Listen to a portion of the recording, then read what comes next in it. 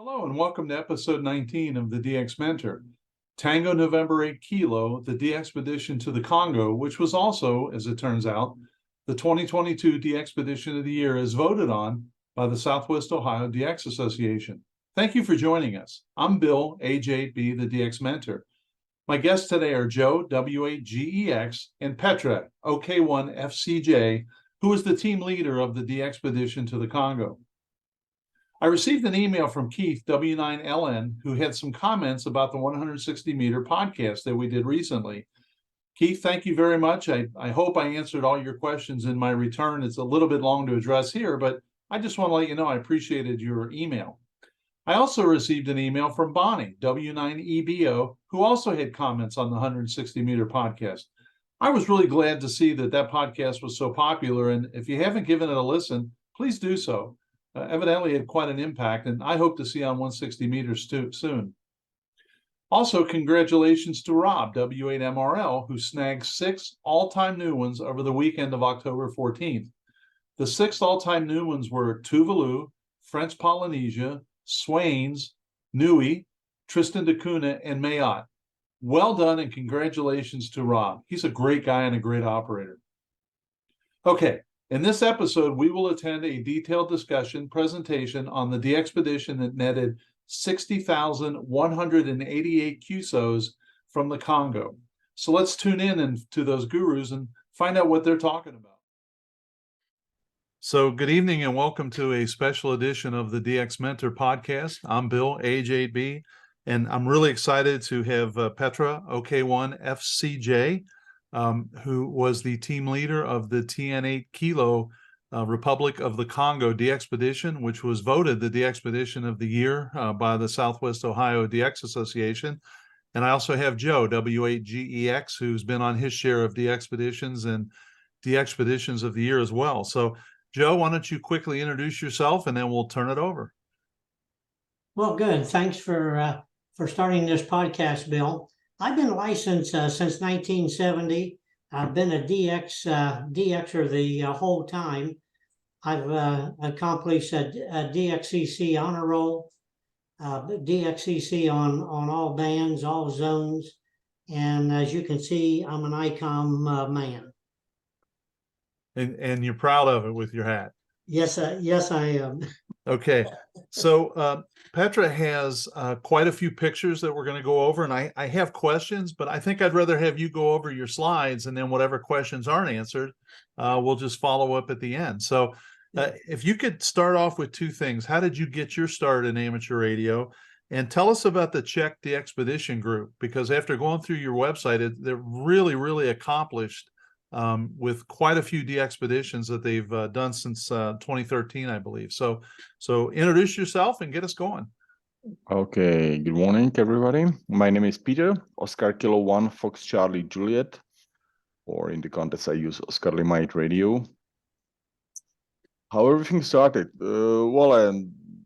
I was licensed when I was 15, and it was part of the I like to listen always to the radio, and I was interested in the listening of the telegraphy, and I didn't know what it is. And then I visited a local friend when I saw some antennas, and then he became my Elmer when he explained me everything, and then I learned the CW. And the journey started basically many years ago. To make it quick to the CDXP, because it would be a long description. I started with David, Oscar Kilo 6 Delta Juliet, Czech DXpedition many years ago when I think we found a cheap ticket to Burkina Faso. It costed just $300 or $400, and I called to David. There is a nice deal on the flights. Let's go there. And at that moment, we just simply purchased tickets. We didn't have the license, and we went there, and it was perfect. After the other expeditions, of course, we did it other way. Everything has to be prepared upfront, and then we purchase the flight tickets almost at the end. And then when we speak about the Republic of Congo, I was not a team leader. Just to be clear. Just to be clear, I was not a team leader. It's team group. It's team group. Of course, there was a lot of done by Karel Oscar Kilo to Zulu India, who was rather more the team leader on it. And definitely technical guru of our team. And over the years, we started as a small group, and then we become up to eight person, which is more or less fine, depending on the expeditions. As you can see, on some expeditions, we go full group. On some expedition, we just go, like next week, we just go only 4 people. Because it's still hobby. We take our holiday for it. Someone can travel twice a year. Others can travel once per year. I have a bunch of the pictures which I would like to go through, and I have also the questions which I got from you, Bill. Maybe we will start with the presentation. Yeah. And then we can go through the question which I printed for me, and we can anytime change or answer those questions. Yeah, that'd be great. And I went through your pictures, and I think it will answer a lot of our questions. So that would be great. Just go ahead. Okay. Congo, or basically one of the ideas how to select any DXCC. There must be always, we need to meet a few conditions. First, it must be safe. It must be safe to travel, safe to stay. Stay there. That's we always check the website of our Minister of Foreign Affairs, US, Germany, UK, and so on, just to be sure that the country is safe.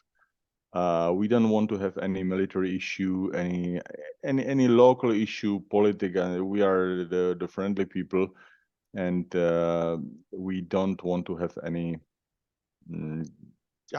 any injuries, any unexpected view. Therefore, it must be a safe country. It must be a relatively rare country.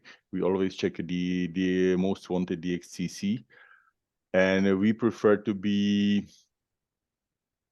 as high as possible, but of course, depending on the other conditions which has to be met.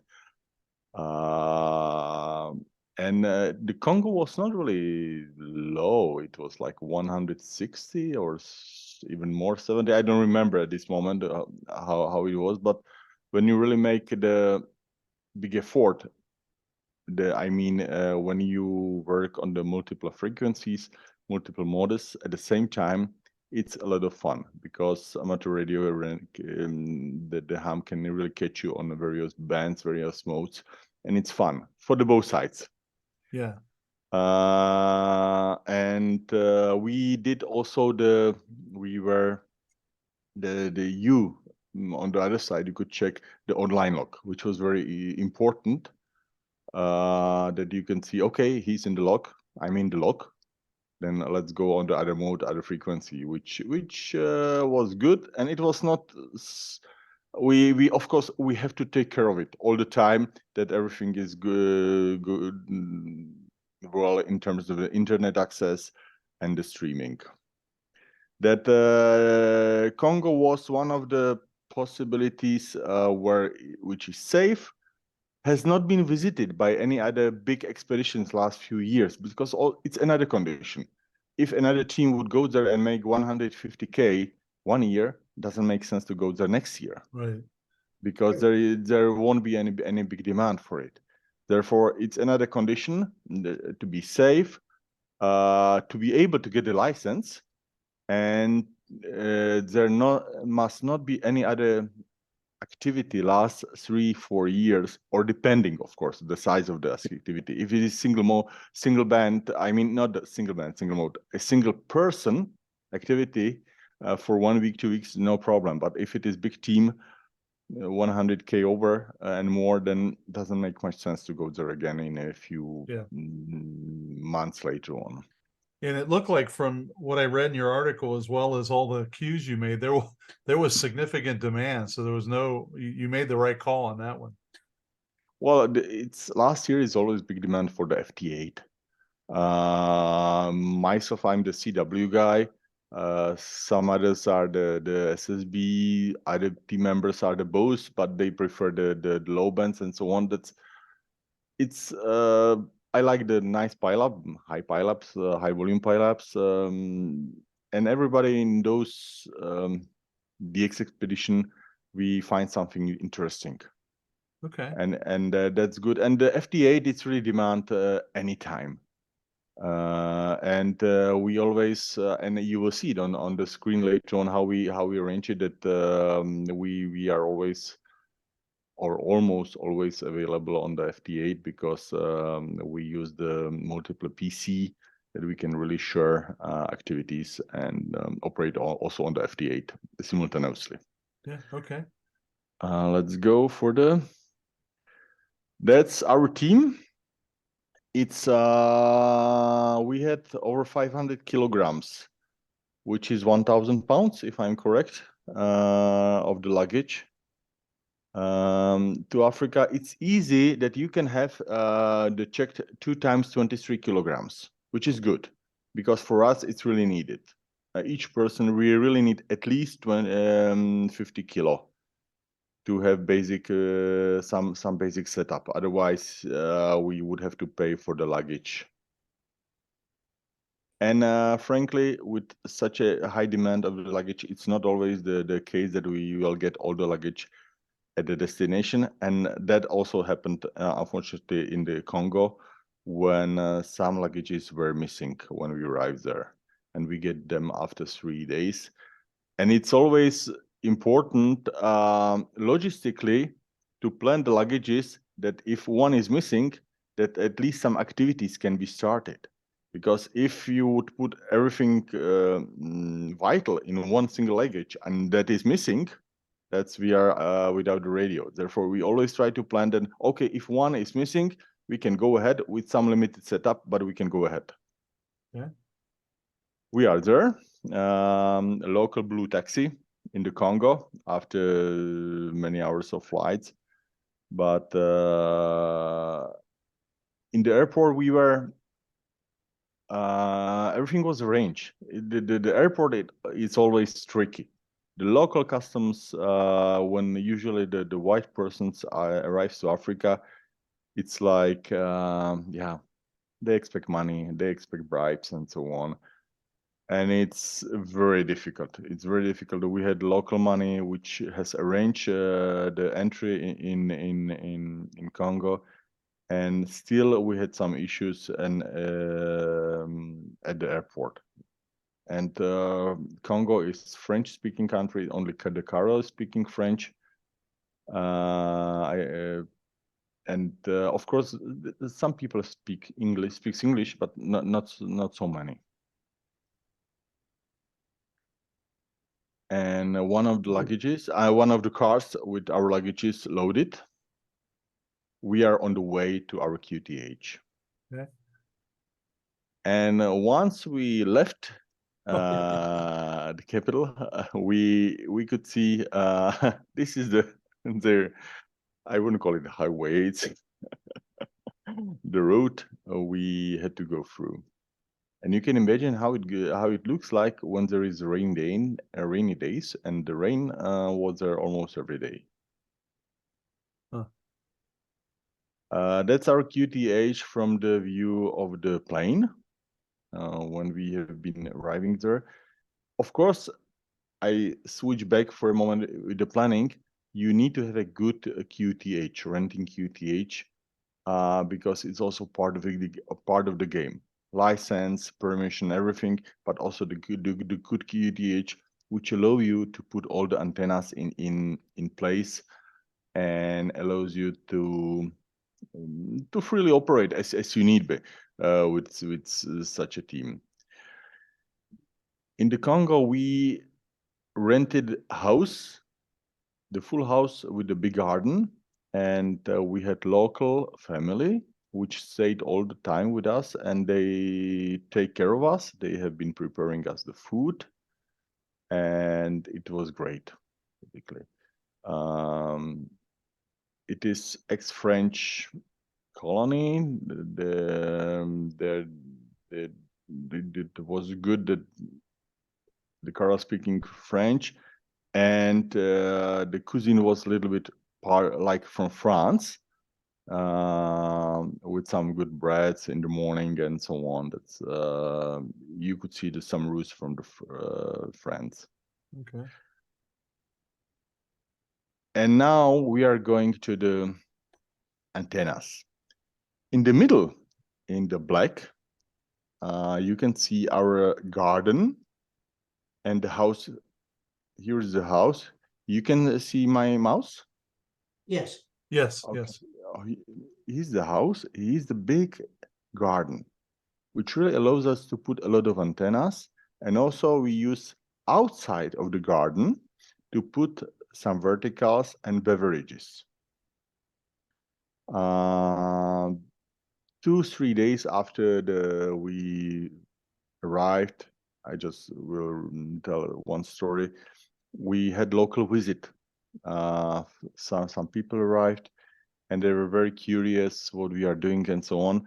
And we found out that there was the landowners of the other lands around our house. And we explained that we put their antennas, but it's just for 2 weeks, and we will put back everything in the original way how it was before. That we will not damage anything, and everything will go as it was before, because they were scared that we will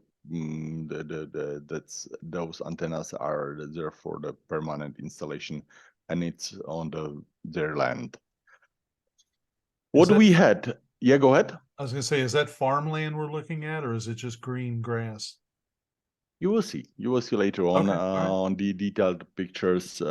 It's view from the I think it's Google Earth, I believe. Okay. We had the vertical for 160. On the left side we had the separate vertical for 80, because in the night we wanted to operate at the same time on the multiple bands, and whenever when the 20 and up were closed, you want to operate 40, 30, 60, 80, and 160. And 80 and 160 had to be as far as each other. It was like 100 meters about difference between those antennas, not to have any interference. We wanted to have limit as much as possible our own interference, because always we had some issues when we operate on so many bands at the same time that we interfere each other. We had to use the filters, and still sometimes you have some interference. Okay, that's what you can see. Also the beverages. We had the North American beverage, EU beverage, Oceania beverage, and Japan. Wow. That's another, here you can see another antennas. We had used the 30 meters vertical, 2 element phased verticals for the EU and for the North America. We put the phase elements, phase verticals for the 40 meters to the, of course, to the continents where we were expecting the most contacts. And that's other view of the antennas. We detailed view on our land, basically the shack. You could see this was the spider beam number 1, CW, spider beam number 2, also CW, and spider beam number 3, mostly SSB, because they are cut tuned to the CW or SSB. Over here, you can see on the same mast was 5 elements 6 meters band and 4 elements 10-meter bands. On the vertical 160 meters, we use also at the same time, not at the same time, it was the same coax, but we use either the vertical 160 or dipole 20 meters, because vertical 160 is during the night, dipole was daily. And we just want to have another 20 meters like for FT8 when the other spider means operate CW or SSB. Wow. Here on the right side, you can see 2 elements, 12 warts band 12, 17, of course 2 elements 15, but you can see the 12 and 17. We had 2 or 3 antennas or even more sometimes for the same bands. And we try to be, if local conditions allow, also operate SSB and CW on the same band if it's possible, or at least one signal on the band whenever the band is open. And you can see down 2 elements 30 meters for JA. Wow. That's our setup. We had like 9 stations.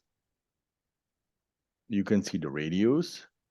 Some of us uses K3, Electraft, Sun SDR2DX, others Yesu FTDX10, ICOM 705, and Kenwood.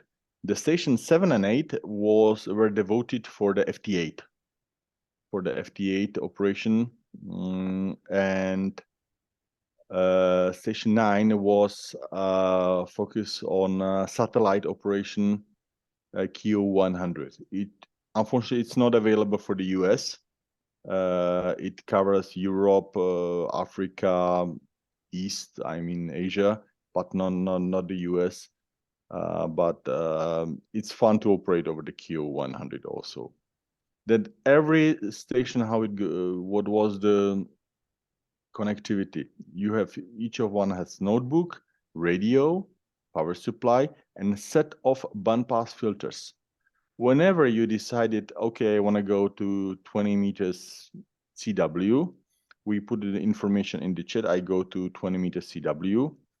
We were all linked together, and it was important to say to other team members, okay, where you go. And you had to always check that no one else is on the same band and same mode. It should not be the situation that two stations operate at the same 20 meters CW.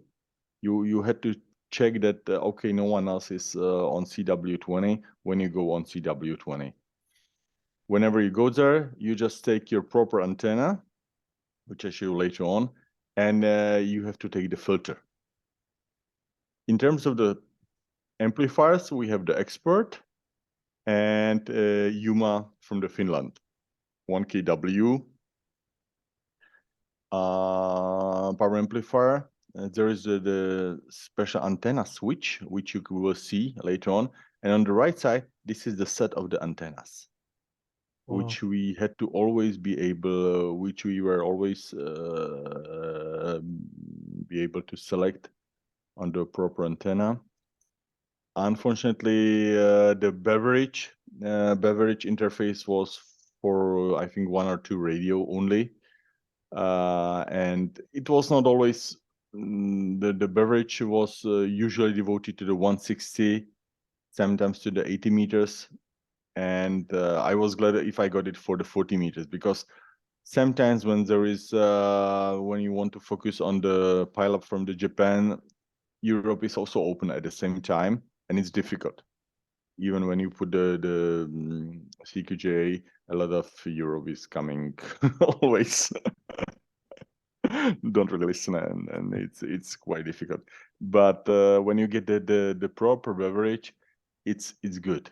You really listen to the Far East, and it's you can ignore basically European station when you need it, and vice versa. vice versa. If I need to do Europe, I don't want to have someone else to call me, or US, of course.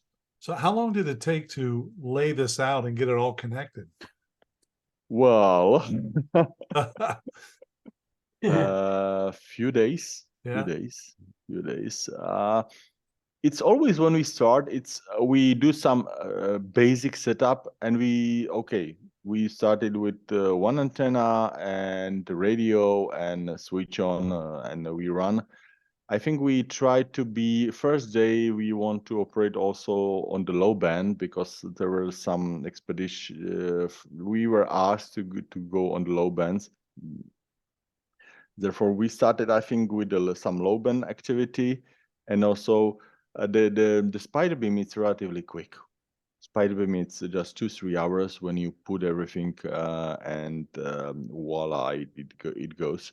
Therefore, it doesn't really take so much time to build up. I would say 1 or 2 days are the main antennas, but the rest, it can take 2, 3, up to 4 days to really put everything on the full working condition. But 1-2 days, it takes a lot of activities. Okay. I mean, building activities or setup activities. And you're basically on the equator, right? So it must have been a little bit warm, I would think. Yes, you can see from the picture that you don't need any t-shirt, just the shorts, and it's how we started. Each one is responsible for their own antennas. Usually, we build our own spider beams, or myself, I have my own spider beam. I build it, and this is always someone is helping you. It's good that everybody knows what to do. It's not like we are focusing on one antenna. No, those two going for the antenna number 1, and so on and on. That everybody working just to have everything at the same time, or to be on the air as quick as possible, I would say. Okay. Those, I think this is 5 elements for the 6 meter bands. Yeah. 6 meter bands. Yeah, this is the tower for the 6 meters, 5 elements, and 4 elements for the 10 meters. 10 meters conditions were great at the time. It was really perfect. Very nice opening on the 10 meters. Peter, Oscar Kilo 1, Bravo Oscar Alpha, preparing his SSB spider beam. This is vertical for 160. It's based on the again, it's spider beam mast, not the aluminum, the plastic mast. And you can view it's right. You can see here this 3 spider beams already set up. Mm-hmm. Wow. Again, 160s. No, I think this one is 80 meters. Yes, this is 80 meter vertical. This can be the 30 meter vertical. And those are the phased verticals for we had 2 for the 40 meters, 1 for the US, 1 for the EU. Another phase 40 meters vertical. And we had 1 for Japan also on the 40 meters.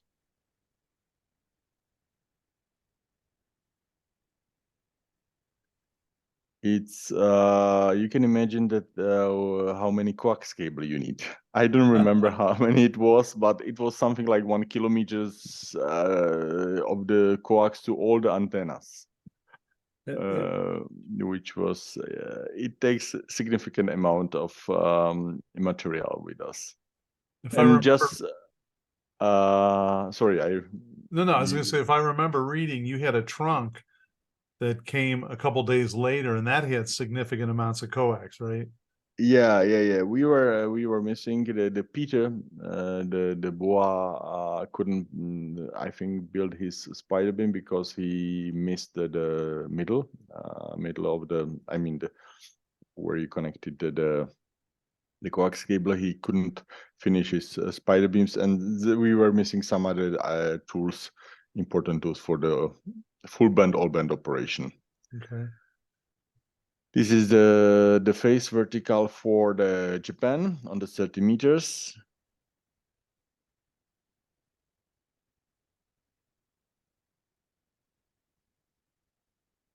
And it's detailed view now for the spider beams. So this is CW spider beam, those two on the right, and there is the SSB. Of course, this line you can see in the morning, we rotated to the Japan, to the Far East, later on to the Europe during the day, and afternoon to the US. And it was the manual rotating, and it was good. It was working very well. We had a great takeoff because we were a little bit on the hill, and it was really great because we were beaming from the hill or small hill, and there was the sea around. Not immediate, but 1 kilometer or more was the sea. And it was really good, very great takeoff for antennas. In the behind, you can see those 6 meters and 10 meters antennas. Over here on the right, it's a generator. There is no electricity in the Congo, or there is no public electricity, let's call it. It was a big generator, and it ran 24 hours a day. One day in the morning, it stopped working, and they had to repair it. It take us like 6 hours or 8 hours to wait for the team to arrive to repair it. And that day we didn't do over 10K QSO. It was not possible, simply. And I guess that was your goal every day, was 10,000? It was when you check on the club log, the daily contacts, it was like 12, 13, 14, 15K. But that day was below 10K. It was impossible just to arrange it. We would have a few thousand more contacts, but that engine failure didn't allow us. But that's the life, of course. Yeah.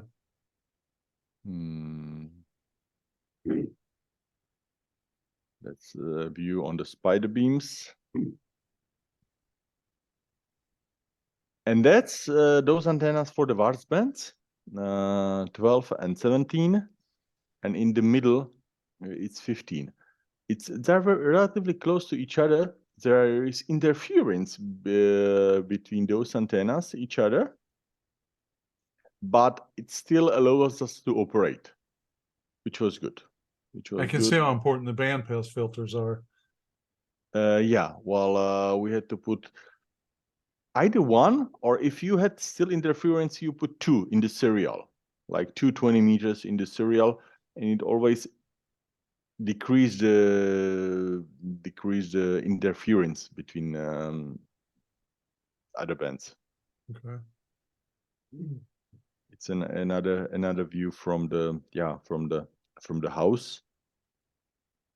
Looks like a little rain was coming in. Every day, every day. And it wasn't well, it was tropical rain. It's very intensive. And it's like someone put the back of the water on you, and it's really very strong. And within 2-3 hours, everything it's dry again. You wouldn't say that 2 hours ago you had such a strong rain. Wow. 6 meters and 10 meters. We wanted to put those 6 meters as close as possible to the shack, because the 6 meter bands, you don't have the gain of the antenna and coax lost. We didn't want to lose much signals just due to the coaxial cable. Therefore, we try to put this relatively close to the to our shack. It's another view. As you can see, when when you look over here, behind this window, it's our shack. The picture you will see later on. These are our rooms, but the air conditions which they put, they were very noisy. Sometimes it was impossible to sleep next to it because it was it was like air condition 30-40 years ago built, I don't know, but there were really strong noise generators. It was difficult to sleep, but when you are really tired, you can sleep even next to it. Did they generate any noise on the radio? No, that was important to check that they has not been generating any noise on the radio. It was good Good. because otherwise we couldn't use it, of course. And again, some other views on the antennas and local bird. It's on the end of the spider beam pole. It's not much view over here. You could see that's a view to the north, basically to the Europe. And over here are the beverages and the sticks for the beverage antennas. And over here was the on the Kio 100. It's over the satellite. And when we didn't have a dish, we just take from the kitchen. We just take I don't know what is the proper word in the English. The pot lid. Yeah, pot lid, and it was the first try, and we did 1 or 2 QSO, which was fun because it was really. But of course, it's not a really working condition. And we asked the landowner if we can use the local antenna on the satellite dish they had, and that we will put everything in the back after our operation, and we just take the local antenna, which they did not really use it, and that's the proper position to operation. If you can see, after many changes to get maximum gain, it was the best position for the operation of the Q100. It's nice. That's nice night view of our house. Of course, we operate 24/7. That it was always someone was sleeping, someone was eating. Well, usually we eat all together, but at least always was someone by the radio, and usually sometimes someone was sleeping because when you operate 24/7, there is no other way. Yeah. And that's our master switch box. As you can see, on the button, like when I see OK1FCJ, it was my coax cable.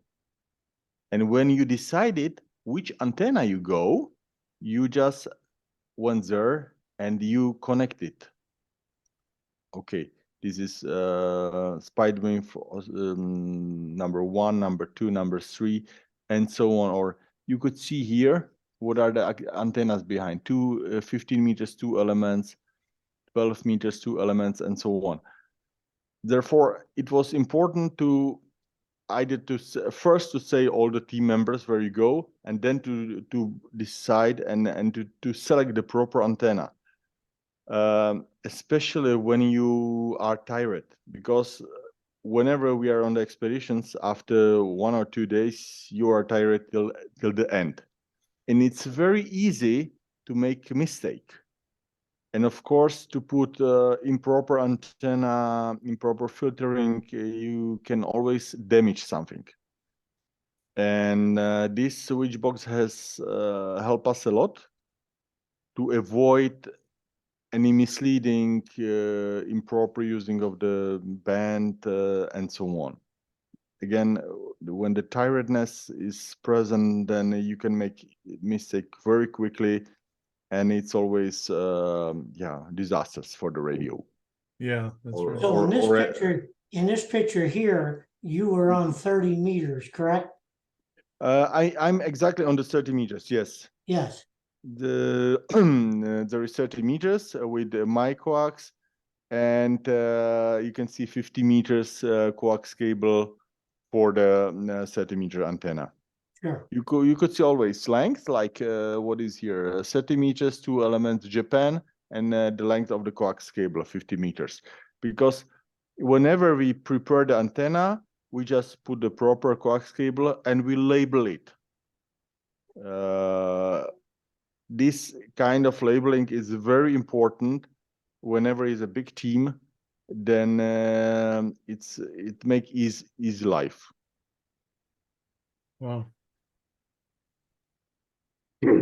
That's first view of our shack. These are the positions of the operation. We have 2 here, 1, 2. I think third was here, and the most of those are the CW or the RTTY on the left side. Over here, those two, if you can see them, maybe later on. Yeah, we can see. There are the SSB. The SSB are always a little bit off as they generate some local noise. We always need to put them a little bit away the CW stations.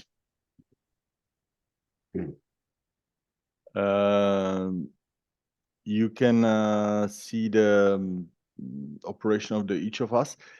Over here, you can see the small tablets, and that's the FT8. FT8 we operate simultaneously. You can later on you will see there on another table, the physically, but they were remotely controlled. They were remotely controlled, and those 2 guys were at the same time checking and working on the FT8. Wow. Okay. And each person has the table, band plans, because we announce the bands and frequencies, and we try to stick to those frequencies. Of course, we always check if there is no occupation on those frequencies and so on, but we try to be always on the right frequency whenever were open the frequency, or not no occupy the frequency, of course. So with a setup like this, Peter, you were pretty much no intermod, correct? Well, my setup, I'm using this Russian Sun SDR radio over here. This is the radio, and I use the 1 laptop and 1 external monitor, because on the laptop I can see I have the DX log, but on the left monitor I have the full screen on of the radio, and you will see it later on. It helps me a lot to operate in the pile-up. I can see each signal, and I can quickly decide where to go and how to pick the proper signal. Huh. You will see my setup later on, but as you can see, each of us has the UMA power amplifier, the bandpass filter. On every station, you can see the bandpass filters. I had the bandpass filter over here. Yeah. The radio, like ICOM over here, or Yesu FT10 over here. The radio, notebook, DX lock, all we were networking, and UMA amplifier with the sets of bandpass filters. Here you can see my working position a little bit better. As I said, the notebook in the middle. On the left side, I could see the radio. And here is the small keyboard where I can quickly tune, and I am efficient in the operation on this. Here I said that we had a special position for the FT8. Those Tango Sierra 480 Kenwood, they are those FT8 radios, which we were able to operate next because it was or we were connected also over the Wi-Fi. Those tablets we could sit next to the radios, or we could sit wherever we wanted to operate those radio remotely. And on the at the end, of course, there are two SSB operators, which we put away, as I said, not to generate local noise to the CW stations. SSB team, which is always noisy, and you need to move them a bit off. In the end, I mean, over here you can see the magic switch with all the antennas. They go through the window on the right side, and each of us has the cable labeled on the both sides, and you always have to put in the matrix the antennas you want to use. Of course, one thing is antenna, another thing is the direction of the antenna. You had to always check which antenna is beaming to. That's not the beaming in the morning. You had to change to the JA. If you operated in the night for the US, of course, you need to move direction to the other side. Wow. Okay. These two positions were used mainly for the 160 and 80 during the night.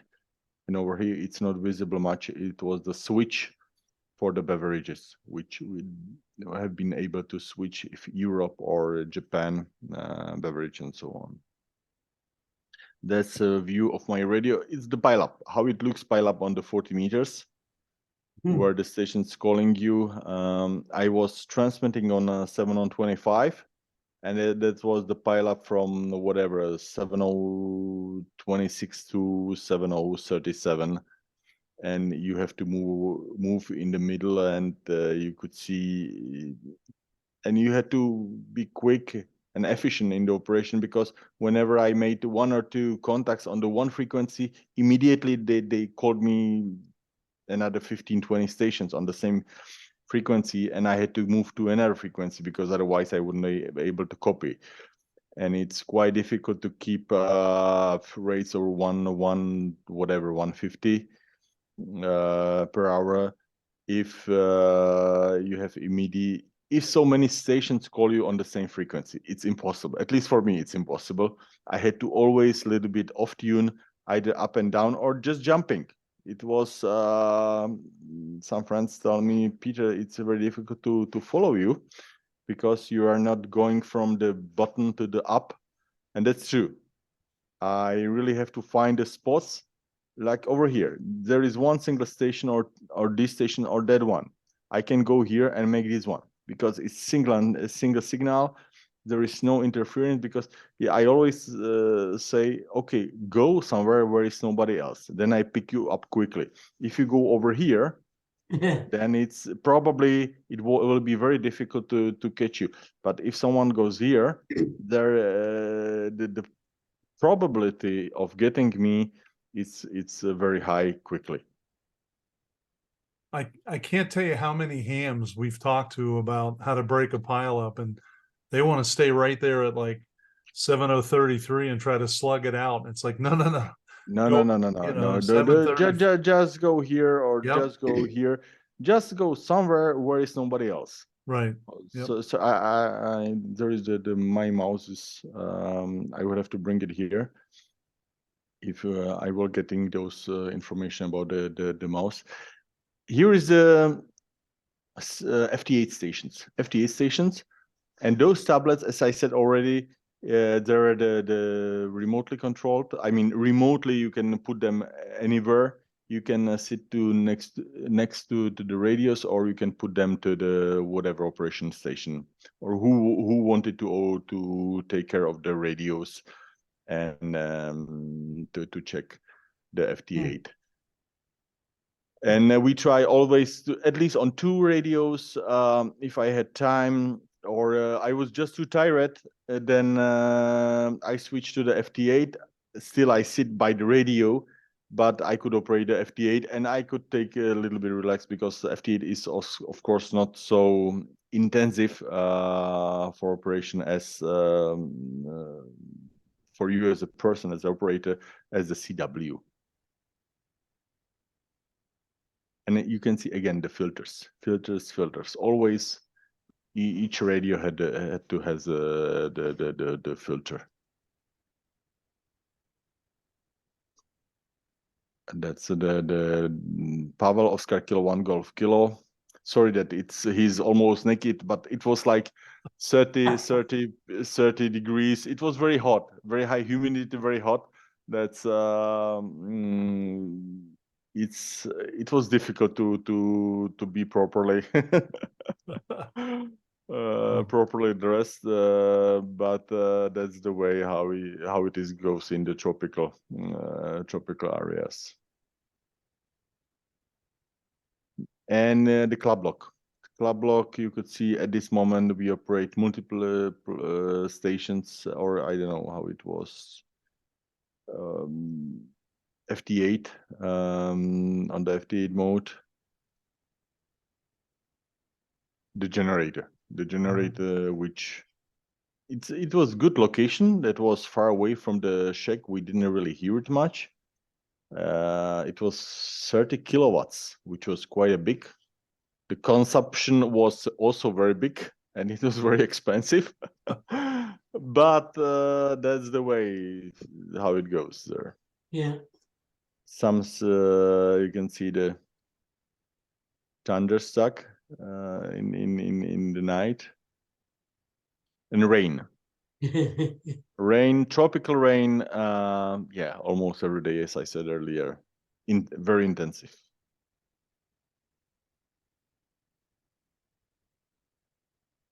Of course, daily routine, you have to wash something.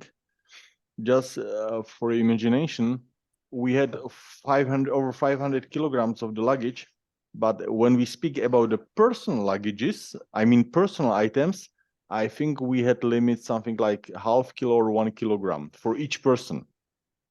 You could really take only few t-shirts and other personal items, and because everything rest was the amateur radio. It was not easy to well, we are not on a holiday really. You in the personal items are really very limited. It's not the ladies size holiday. Karel, OK2 Zulu India, I think he's repairing or yeah, some modification of the radio on the ICOM. Maybe too low to operate on the 10-meter band. I'm not sure. Pavel Golf Kilo is checking the filters because always there are some issues in every expedition. Something failure, usually filters, sometimes power supplies, yeah, or the power amplifiers. Power amplifiers, usually the MOSFETs which we changing.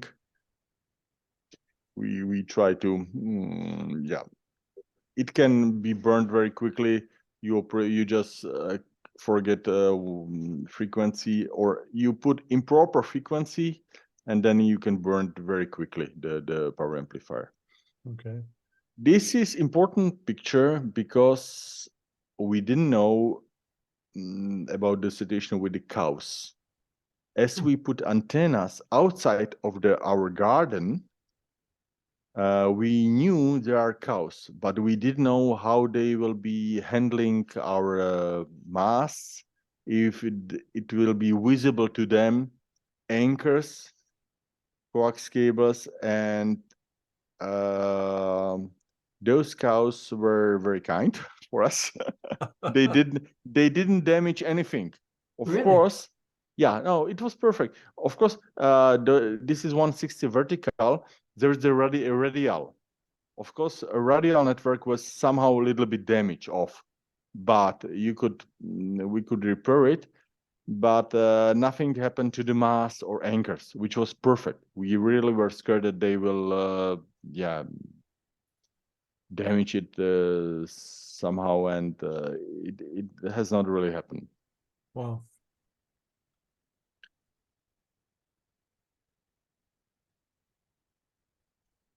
And French cuisine, French African cuisine.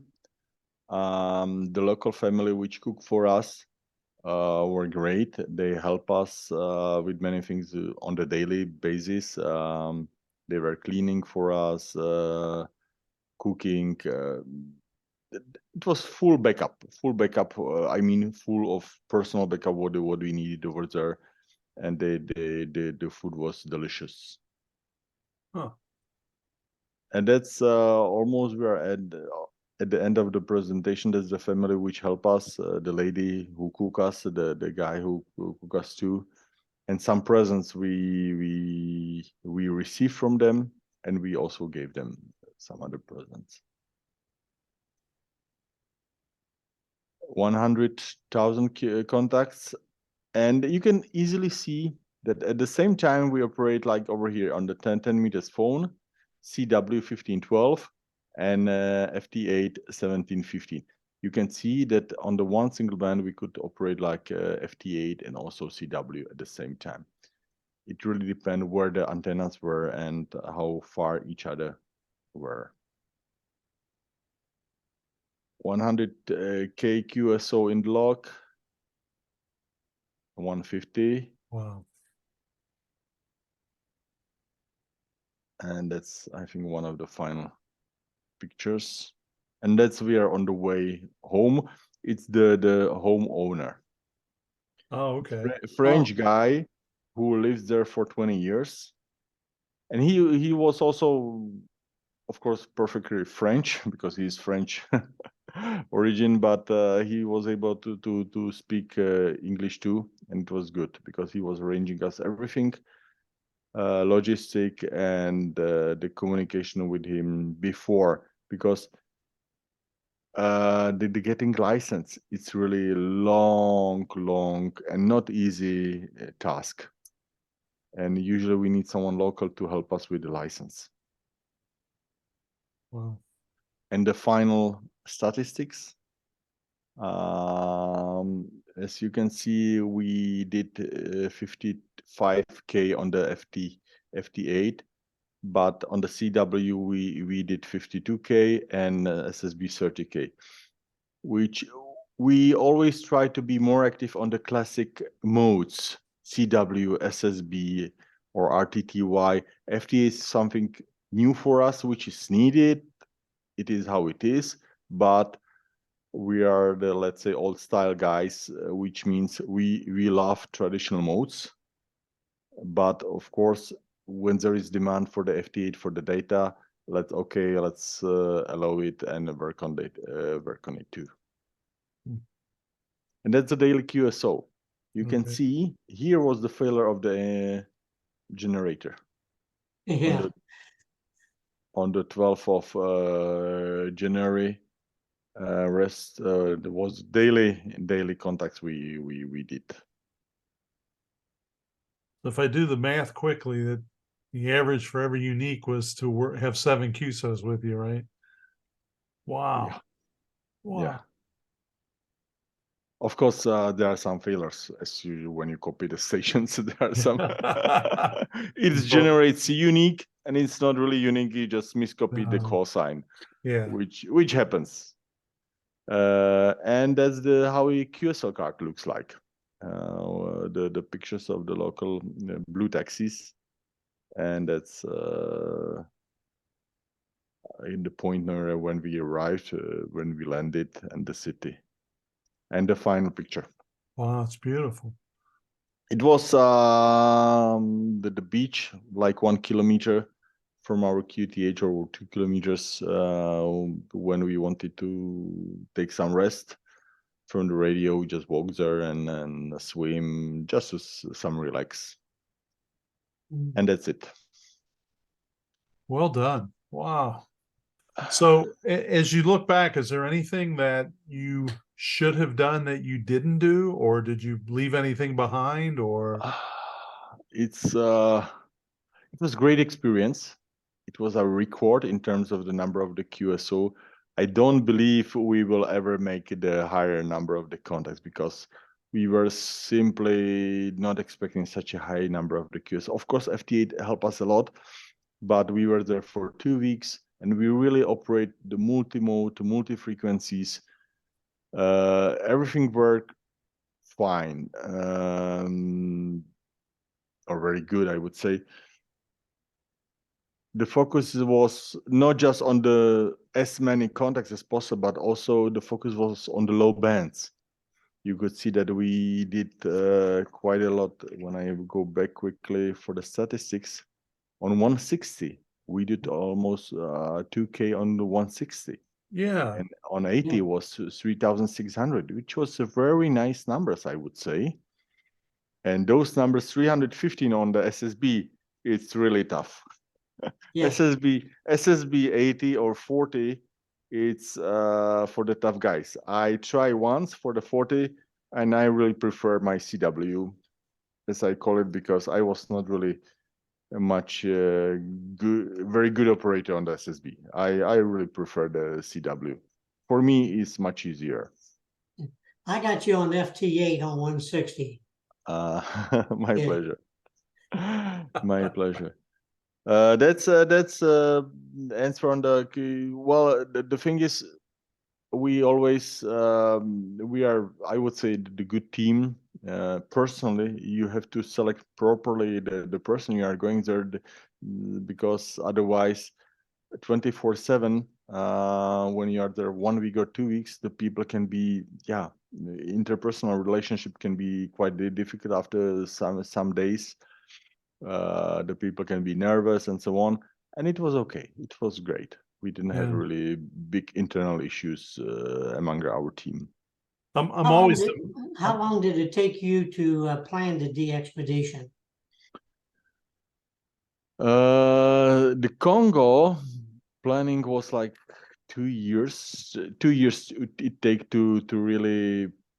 Well, the biggest issue is the license, to get license, and the proper license. Because just for example, over here, we find some people who help us, and the license, if I remember correctly, got only the David and Karel, and only on few bands and 10 watts, which was completely useless for us.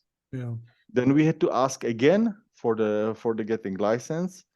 Everything we started again, and at the end we got the proper license. This was why we went in the January. We originally wanted to go there in the September year earlier, but it was impossible because we were not we didn't get the license, and we had to reschedule the flight tickets, which cost us extra money, because we get promised that we will get license. Okay, we purchased the flight tickets, and we didn't got the proper one. And then I think twice we had to reschedule the flight tickets, which you always had to pay for it. That was the extra cost which we didn't expecting to have. That's always tricky, and the best way is just to have everything and then to buy the flight tickets. So one thing that I always think of, and you may think this is a silly question, I always think of, you have like the Congo and the Democratic Republic of the Congo, etc., and they have all these, all the wild animals around. But it seemed like where you were, there didn't, other than the cattle, there didn't seem to be any issues. So you were really in a nice, safe area then. We were in the safe area. We didn't have any issues with the local animals. No, really, it was great. The local people were great. No issues. And it was good in the view. Okay. How did you, and this is personal because Joe and I are both in the same club that awarded the DXpedition of the year. So we were curious about your reaction when you heard that had been awarded to this DXpedition. Just how you felt and how your team members felt. We were very surprised, frankly, very surprised, Really? and we were very happy. We were very happy. It's nice. It's personal reward for you for your work. Of course, it's our hobby. It's hobby. We don't do it for any awards or anything. We want to be on this part of the pile-ups. So when we enjoy the pile-ups, we like why we do it, because we like the pile-ups. We like the operations from the DX countries and so on. And this award was really surprising, and we were very very surprised and very happy, basically, for it to get it. Well, good. We were thrilled to give it, and I think as soon as our dinner was over and the announcement was made, I emailed David because that was the only call I had at the time, and I said, "Hey, here's the good news. Now I need to know where to ship it." So, but yeah. So tell us a little bit about Uganda. That's a few weeks away, and the website is www.cdxp.cz. And I would really encourage people to go there and make a donation, because the scale that you all put on and the equipment, everything else is just, I know it's not cheap, and I know you really appreciate all the help from the community. So I would encourage everybody listening and watching to go to cdxp.cz and make a donation. But would you tell us a little bit about Uganda in a few weeks? Yeah, well, Uganda is basically next week. We are flying next week. Next week on Thursday, we are flying through the Istanbul to Entebbe.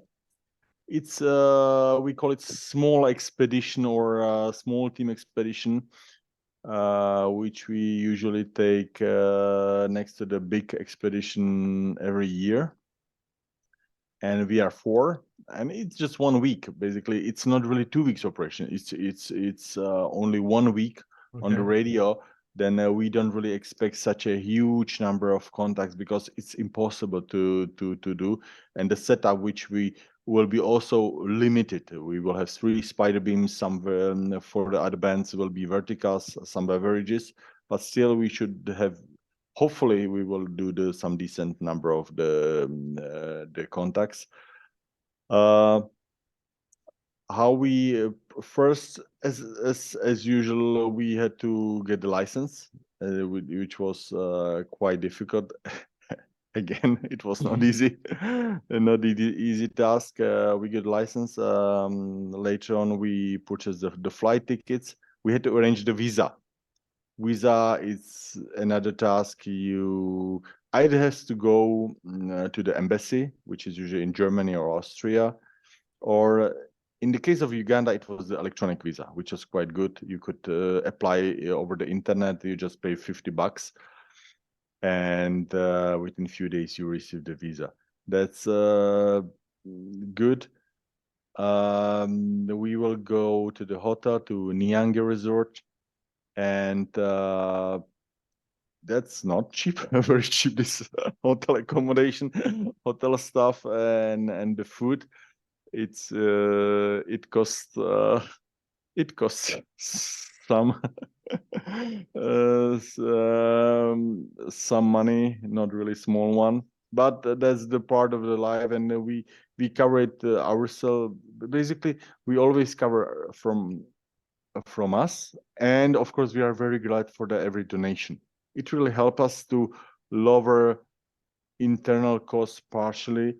It's we say it's hobby, it's amateur radio, we do it for ourselves, but if we receive some donations, it's help us to be more active, I would say, also on the other future expeditions, and to lower total costs. And of course, as a reward, I would say, we try to be at that time of expedition as much as possible on the bands for those, let's say, donations, or for this extra money we are getting. We are very glad for them, and it always helps us to cover part of the cost.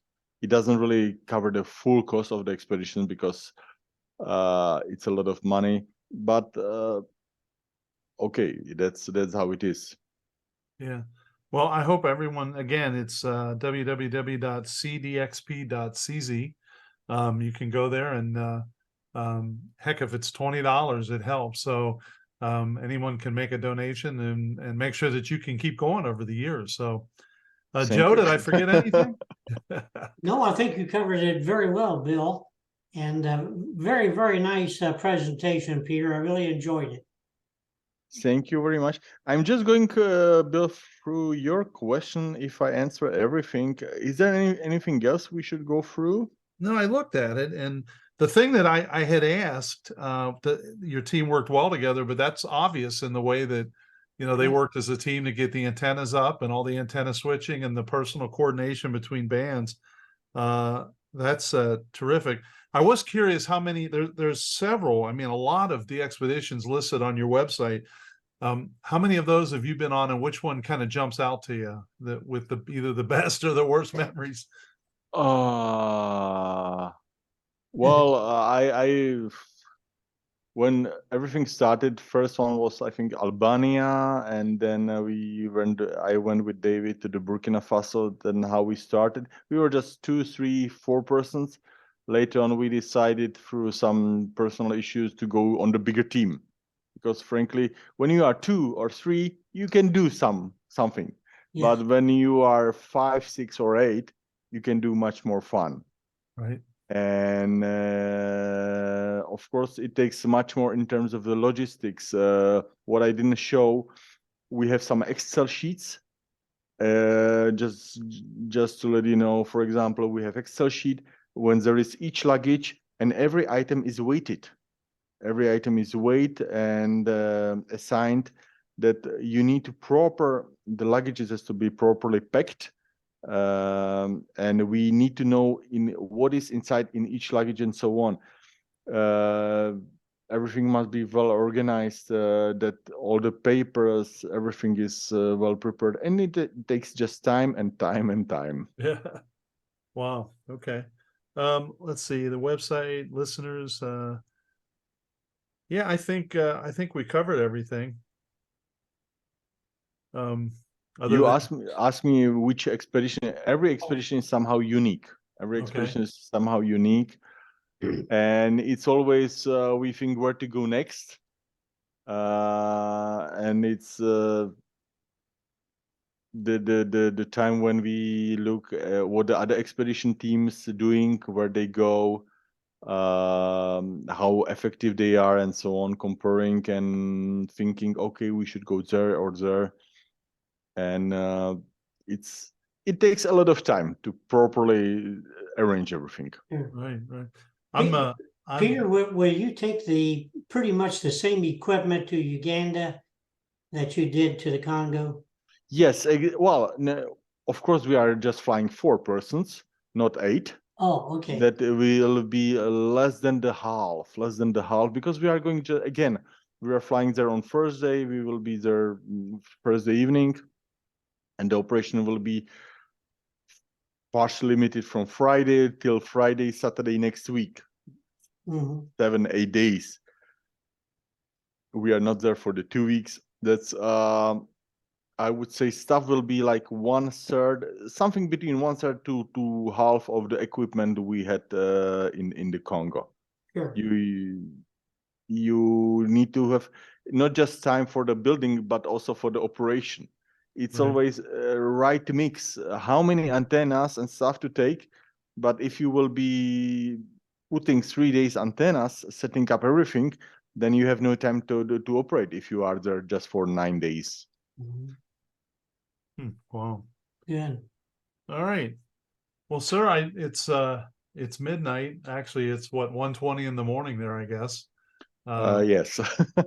So I appreciate all the time you've given us. You've been very patient and working your schedule out, and I was thrilled to hear you would be willing to talk to us. And you know, hopefully some year, if you come over to the Dayton Ham Fest, you come to the DX dinner, and you know, we can introduce you to everybody and they can express their appreciation. But it was a really well run. If somebody didn't work you guys, it's simply because they didn't turn the radio on. I mean, you were everywhere all the time, and It was just terrific. So, boy, my hat's off to you and appreciation of what you did. And if there's anything any of us can do to help, please reach out and let me know, and I'll get together what I can get together. So I can't imagine what that would be, but you never know. We are we are happy that we can provide a new one, basically, to the person which they really need it. Me personally, I enjoy the pile-ups. It's good for every team of us that we can have some fun of what they like. The Carl is OK2ZI likes these low bands, 160. He's low band guru. That's each of us has something different in this hobby, and it's good. It's good that everything puts in the game that it works together. You help us to do a lot of contacts, which is great. And if there are as you said, some donations, it's perfect. It's perfect because it's help us to be more active in the future and to lower internal total costs. It doesn't really cover 100% of the cost, never, but it really helps us to lower the total of the cost we have to pay. Sure. All right. Well, we'll like I said, I'll list this on the show notes so people know where the website is. And if you can check with Dave and make sure the donation button's ready to go. Yeah, we will work on it. Thank you. Thank you. Otherwise, I'll have to just donate a case of beer. That might be the best I can do. So. No, we will do this PayPal button, which is okay. Missing there at this moment. Well, thank you so much. Go get some sleep. And I sure hope to talk to you again soon, and I hope to work you from Uganda. So thank you very much. Again, it won't be definitely there won't be online you would not be able to see the online QSO, because it takes also another effort to make sure that it's all the time real time.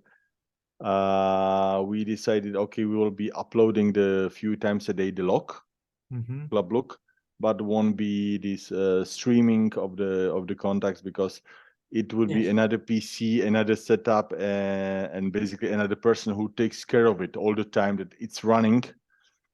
And it's easier for us when we are only just to focus more on the radio and less on this nice to have feature, but which really doesn't generate the context. Yes. Yeah. So if anybody's not sure, we're back to the late 70s and early 80s when you're trying to get an insurance contact, right? Just to make sure. Exactly. Yeah. Exactly. Okay. All right. Well, 7-3. Thanks again, and thank you. I really appreciate it very much. Nice to meet you, Peter, and I'll see you next week. Nice to meet you guys. Bye-bye. Bye-bye. Bye-bye. Did you learn something new? I certainly did. Really enjoyed Petr and him taking his time to present to us. We had a little bit of a challenge getting that together just because of schedules, and being in Czechoslovakia, they were several hours ahead, I think approximately 8. So it was a little bit hard getting my off time and his off time, but he was patient and worked with us, and I really appreciate it. I would like to thank our gurus, W8GEX Joe and Petr, OK1FCJ, who was the team leader of the DXpedition to the Congo. I really appreciate you guys getting together. I would love to have your feedback, answer your questions, and provide help with any DX or amateur-related issues that you may have. If you need clarification on something, you'd like more information, or you just have a question, you can email me at thedxmentor@gmail.com. Please drop me a line if you've achieved an all-time new one, received recognition, or you have a DX event that you'd like us to mention. I'd be happy to do that. Please click on the subscribe button to catch the upcoming episodes, the like button if you enjoyed this episode, and the share button with your friends and other hams. I would appreciate it. So 73 for this episode, and thanks to my XYL Karen for her love and support.